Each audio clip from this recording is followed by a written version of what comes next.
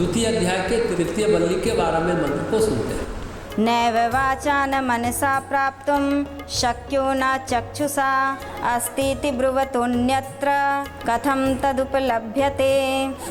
यह परब्रह्म परमेश्वर न तो वाणी से न मन से और न नेत्रों से ही प्राप्त किया जा सकता है, फिर वह अवश्य है। इस प्रकार कहने वाले के अतिरिक्त दूसरे को कैसे मिल सकता है। गीता प्रेस की व्याख्या करती है, वह परब्रह्म परमात्मा वाणी आदि कर्मेंद्रियों से, चक्षु आदि ज्ञानेंद्रियों से, मन बुद्धि रूप अंतःकरण से भी नहीं प्राप्त किया जा सकता, क्योंकि वह इन सबकी पहुँच से परे है। परंतु वह है अवश्य, और उसे प्राप्त करने की तीव्र इच्छा रखने वाले को वह अवश्य मिलता है। इस बात को जो नहीं कहता, नहीं स्वीकार करता, अर्थात इस पर जिसका दृढ़ विश्वास नहीं है, उसको वह कैसे मिल सकता है। अतः पूर्व मंत्रों में बतलाई हुई रीति के अनुसार इंद्रिय मन आदि सबको योगाभ्यास के द्वारा रोक कर वह अवश्य है और साधक को मिलता है।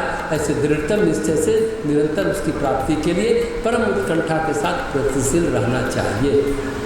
इसकी चर्चा पहले भी हो गई है कि परमात्मा प्रकृति के पार है। प्रकृति द्वारा गढ़े हुए किसी भी साधन से, किसी भी प्रयास से उसकी प्राप्ति नहीं होती।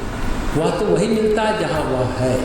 प्रकृति के द्वारा गढ़ा हुआ साधन हमारा शरीर है, हमारी इंद्रियाँ हैं, हमारी कर्म इंद्रियाँ और हमारी ज्ञान इंद्रियाँ, हमारा चित्त भी है। पर जब चित्त शुद्ध हो जाता है तब परमात्मा की झलक झांकी स्पष्ट दर्शन उसमें होते हैं। जैसे दर्पण अगर शुद्ध और स्वच्छ है तो हम कैसे हैं, ये भास दर्पण के सामने खड़े होकर हो जाता है, जबकि हम दर्पण नहीं है। दर्पण में न तो कोई चेतना है न कोई चैतन्यता। लेकिन अगर हम दर्पण के सामने खड़े हो जाएं और दर्पण साफ हो तो हमें यह पता चलता है कि हम कैसे हैं। ऐसे ही चित्त जो है वह चेतना नहीं है, चित्त भी प्रकृति के द्वारा निर्मित है। प्रकृति के द्वारा निर्मित ऐसा सर्वश्रेष्ठ उपकरण है, यदि उसको शुद्ध स्वच्छ कर लिया जाए, उसका मल मैल हटा लिया जाए तो उसमें यह पता चलता है कि आत्मा का स्वरूप कैसा होगा।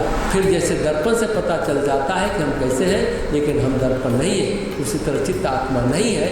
लेकिन अगर वह शुद्ध है तो उससे स्पष्ट हो जाता है कि वो क्या है।